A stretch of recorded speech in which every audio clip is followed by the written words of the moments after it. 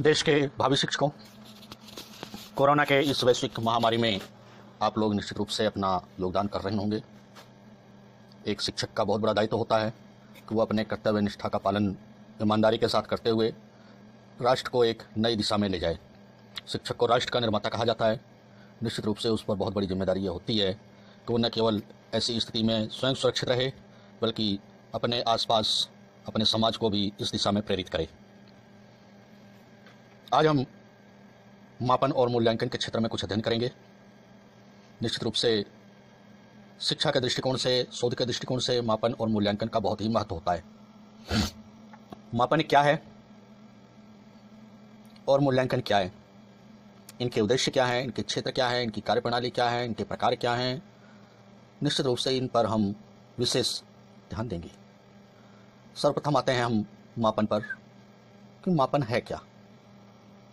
वस्तुतः मापन किसी वस्तु या किसी उपलब्धि का एक संख्यात्मक मान है, अर्थात यह कि परिमाणीकरण की प्रक्रिया है। इसमें प्रत्यक्ष संबंध जो है किसी निश्चित परिणाम या मात्रा से होता है।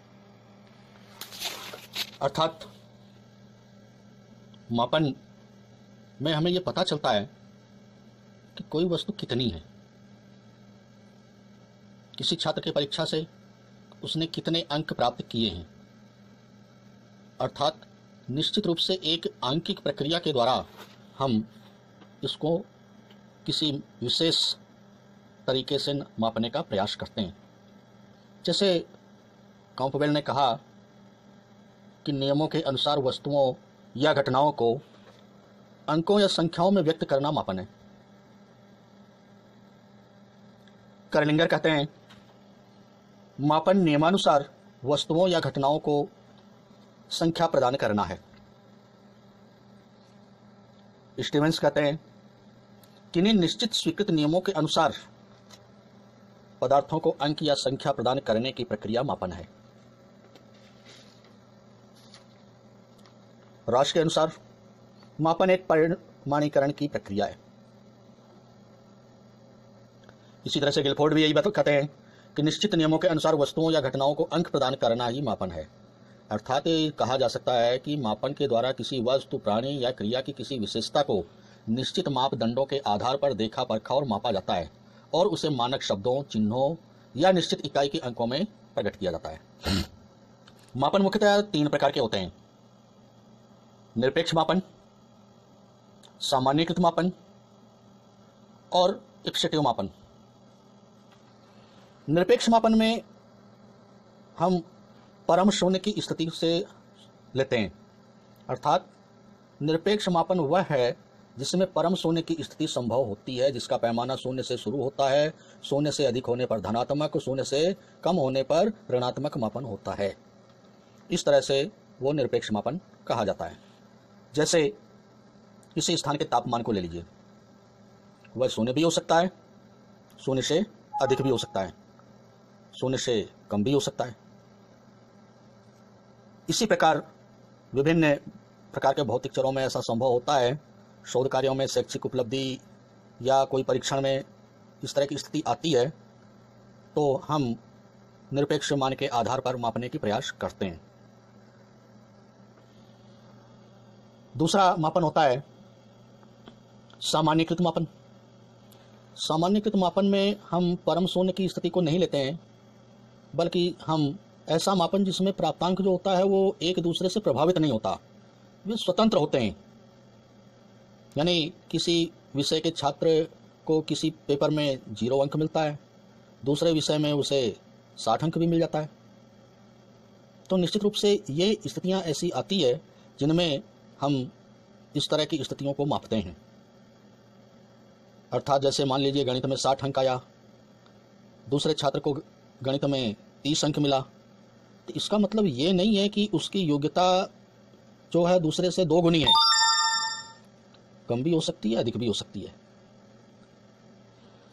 पर हम इसे सामान्य रूप में ये मानते हैं कि जिसे 60 मिला है उसने अधिक मेहनत की है, जिसे 30 मिला है उसने कम मेहनत की होगी या उसके समझ में कम आया होगा।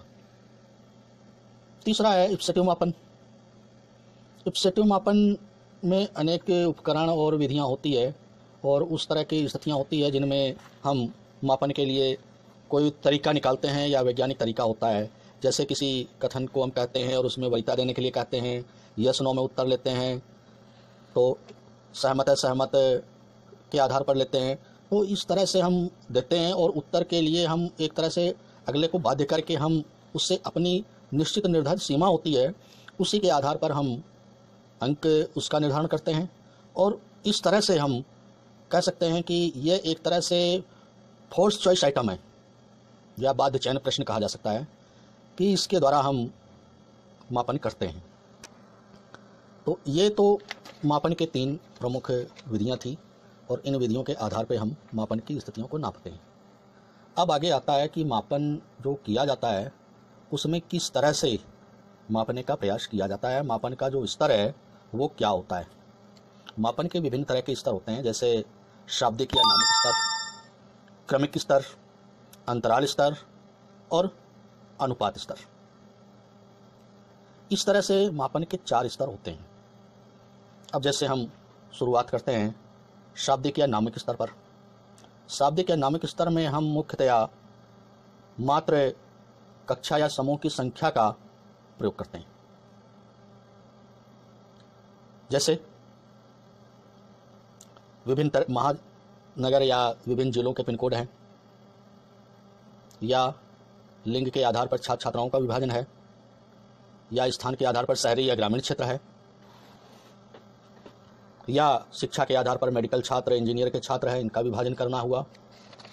तो इस तरह के ये मापन का प्रयोग इसमें लिया जाता है। क्रमिक स्तर के मापन में क्या होता है, हम क्रम देते हैं, श्रेणी देते हैं, प्रथम श्रेणी, द्वितीय श्रेणी, तृतीय श्रेणी, और उसके आधार पर छात्रों को हम मापते हैं। जैसे हमारे यहाँ क्या है कि विशेष योग्यता के आधार पर 75% से ऊपर होता है, 60% अंक लेता है तो प्रथम श्रेणी माना जाता है, 50% से ऊपर होता है द्वितीय श्रेणी माना जाता है, 40 से ऊपर लिया जा रहा है तो तृतीय श्रेणी माना जा रहा है। तो इस तरह से हम अलग अलग मापन के आधार पर हम क्रम देते हैं और उनके क्रम के आधार पर हम उसे लेते हैं। तीसरा अंतराल स्तर है। अंतराल स्तर में हम अधिक शुद्ध और विकसित और विस्तृत सूचनाओं को प्रदान करते हैं। अर्थात जैसे थर्मामीटर पे 90 डिग्री से लेके 108 डिग्री तक अंतर आता है, यानी कि अब इसमें जितना अंतर 99 के 100 के बीच में ही होगा, उतना ही अंतर उस स्केल में 107 और 108 के बीच में रहेगा। यानी 2 लगातार बिंदुओं के बीच में जो अंतर होता है वो समान होता है। ये निश्चित होता है, निश्चित अंतराल होता है एक तरह से। तो अंतराल स्तर में निश्चित रूप से 2 बिंदुओं के बीच की दूरी जो होती है ये ली जाती है। विशेष रूप से बुद्धि है, रुचि है, अभिवृत्ति या अभिक्षमता, इन सब का जो स्तर मापा जाता है, तो इन सब के परिणाम जो निकाले जाते हैं उनमें मध्यमान या मानक विचलन, टी टेस्ट, ये सब जो किया जाता है ये सब इन्हीं विधियों के आधार पर होता है, इन्हीं स्तर का प्रयोग करते हैं। इसके बाद आता है अनुपात स्तर। अनुपात स्तर पर हम क्या करते हैं, जैसे क्रमिक स्तर में तो हम क्रम लेते थे, अनुपात स्तर में उसका गुणज लेते हैं, कितना गुना है, कितने उससे उसका अलग अलग दूरी कितनी है, या माप उसका जो है एक दूसरे से कितना पास में है या दूर है। यानी जैसे तापमान का, भार का, आयतन का, इन सब का जो मापन करते हैं तो इन सब में हम विशेष रूप से अनुपात स्तर लेते हैं। तो ये तीनों जो स्तर हैं उसको हम देखते हैं तो अनुपात स्तर में ये मौजूद होता है। जैसे कि ए और बी छात्रों को अगर 30 और 60 अंक प्राप्त हुए तो हम कह सकते हैं कि ए छात्र को जो है बी से आधे अंक मिले हैं। यानी कि निश्चित रूप से ए छात्र जो है वो बी छात्र से जो है 1:2 के अनुपात में है। तो इस तरह के गणनाओं में हम प्लस, माइनस, गुणा, भाग, ये सब जो गणितीय अंकन होता है इन सब का प्रयोग करते हैं। तो ये तो हुआ मापन। अब आइए हम अध्ययन करते हैं कि मूल्यांकन क्या होता है। मापन में जहाँ अंक होता है, मूल्यांकन में उसका मूल्य होता है। मूल्य शब्द से ही बना है मूल्यांकन। मूल्य शब्द का तात्पर्य होता है कि गुण, योग्यता, विशेषता, इसके आधार पर हम किसी के व्यक्तित्व पर, किसी के बुद्धि पर, किसी की रुचि पर, किसी की क्षमता पर, किसी की अभिवृत्ति पर हम विभिन्न तरह के अध्ययन करते हैं। और निश्चित रूप से यह इस तरह का अध्ययन होता है जो प्रत्यक्ष दिखाई नहीं पड़ता है, पर निश्चित रूप से उसे अपने एक तरीके से हम समझने की कोशिश करते हैं। जैसे डॉक्टर है, वो अपने औषधि का प्रयोग अनेक रोगियों पर करता है, और किस तरह के औषधि का प्रभाव रोगियों पर आता है, उसके आधार पर वो मूल्यांकन करता है कि हाँ, अमुक दवा कितनी अच्छी है या कम अच्छी है। इसी तरह से बाग का माली है, वो बाग को अपने तरीके से सजाता है, काट छाँट करके उसको अच्छा सुंदर बनाने का प्रयास करता है।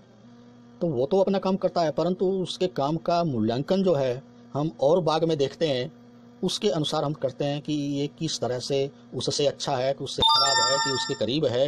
यानी इस तरह से हम विभिन्न तरह के हम गुणात्मक और परिणामात्मक दोनों तरीकों से हम उसको परखने की कोशिश करते हैं। यानी कि कहा जा सकता है मूल्यांकन का मतलब मूल्य प्लस अंकन।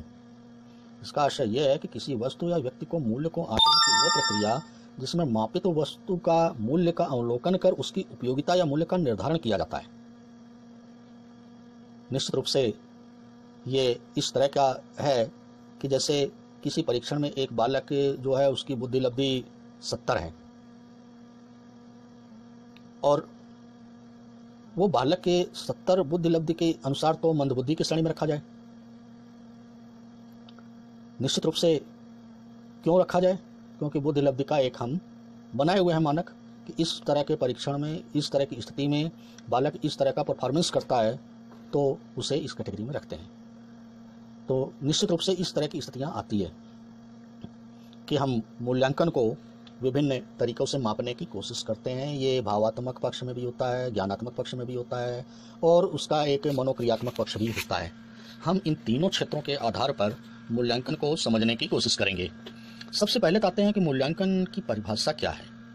अभी तक हमने मूल्यांकन को थोड़ा सा इस तरह से समझा कि मूल्यांकन हम कहते किसे हैं, पर मूल्यांकन की जो परिभाषाएं हैं वो विभिन्न मनोवैज्ञानिकों ने अपने अनुसार अलग अलग तरीके से दिया है।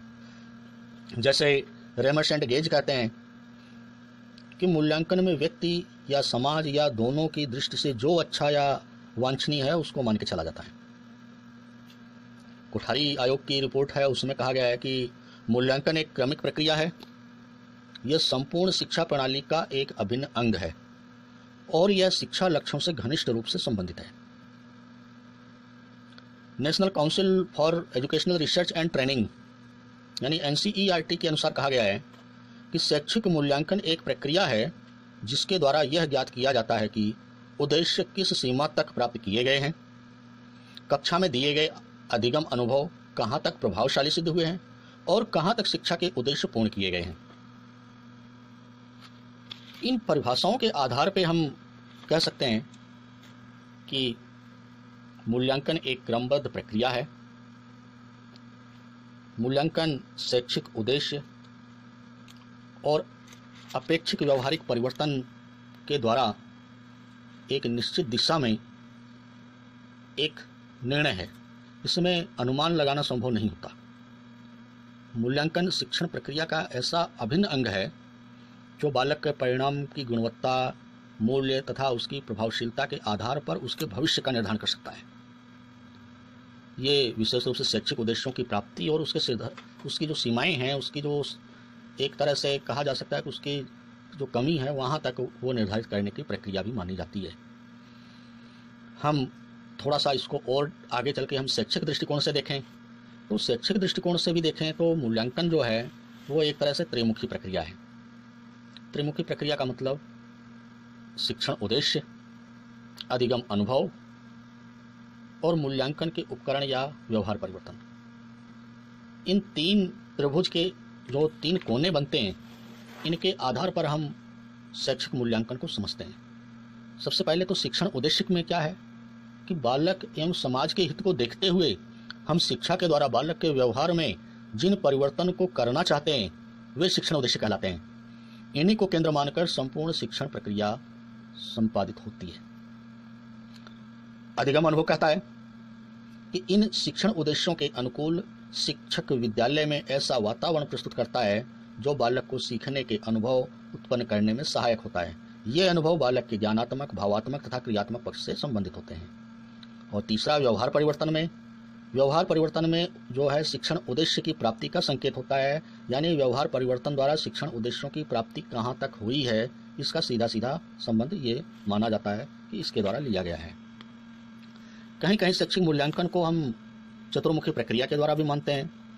विशेष रूप से डॉक्टर पटेल जिन्होंने 1978 में अपनी पुस्तक एजुकेशनल एवोल्यूशन इन ए कादरी पोलर प्रोसेस में उन्होंने विशेष रूप से लिखा था। और उन्होंने इसमें विषय वस्तु, शैक्षिक उद्देश्य, अधिगम क्रियाएं और मूल्यांकन पद्धति, इस 4 बिंदुओं के आधार पर शिक्षा को चतुर्मुखी प्रक्रिया बताया। किंतु ज़्यादातर शिक्षा शास्त्री जो है शिक्षा मूल्यांकन को त्रिमुखी प्रक्रिया ही मानते हैं। अब आता है शिक्षा में मूल्यांकन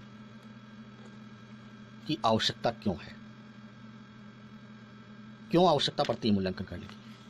पहला तो यह है कि सीखने की प्रेरणा के लिए, पाठ्यक्रम में परिवर्तन के लिए, शिक्षा में उन्नति के लिए, निर्देशन और परामर्श में ये सहायक होती है, परीक्षा प्रणाली में सुधार के लिए और विद्यालय में सुधार के लिए मूल्यांकन आवश्यक है। तो आज हम इतना ही अध्ययन करेंगे और इसका अगला पार्ट जो है हम अगले भाग में अगले दिन प्रस्तुत करने का प्रयास करेंगे। धन्यवाद।